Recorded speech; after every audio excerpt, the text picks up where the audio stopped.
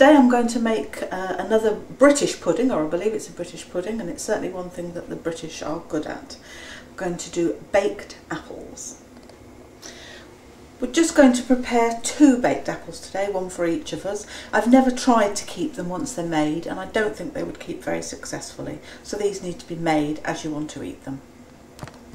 I'm using an apple corer, but you don't need an apple corer.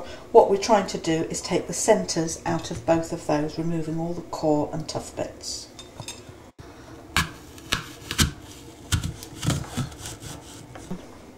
All this does is remove the core fairly evenly and then push out the middle of it so that we've got a hole right through the centre of the apple.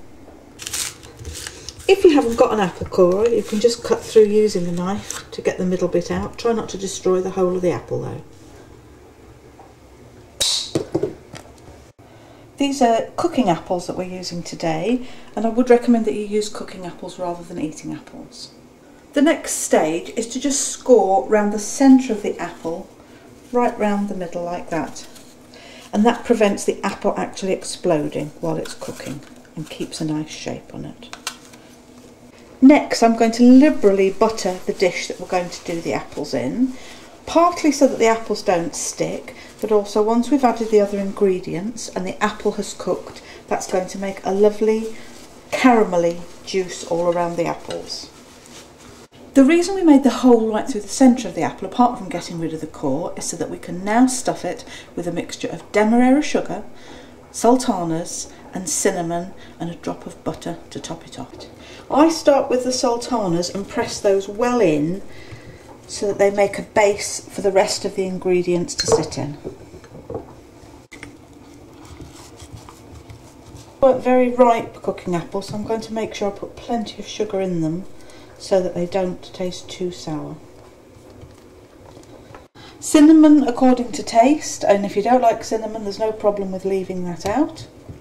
And we're going to continue pushing as many sultanas into that gap as we possibly can.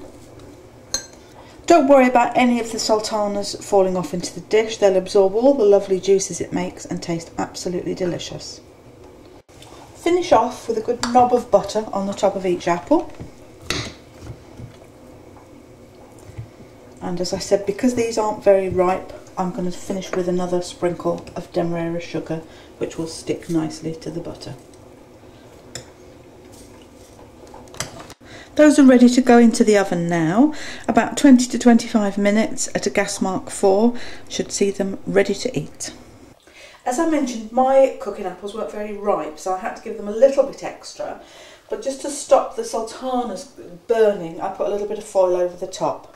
But there's the finished product. As you see, they have burst slightly around the middle, but you can see how fluffy the apple is inside.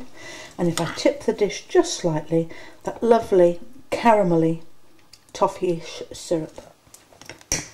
You can serve your baked apples on their own or add some cream or custard or ice cream, whichever you prefer, but I hope you enjoy them as much as I've enjoyed cooking them. Thanks for watching. See you again soon.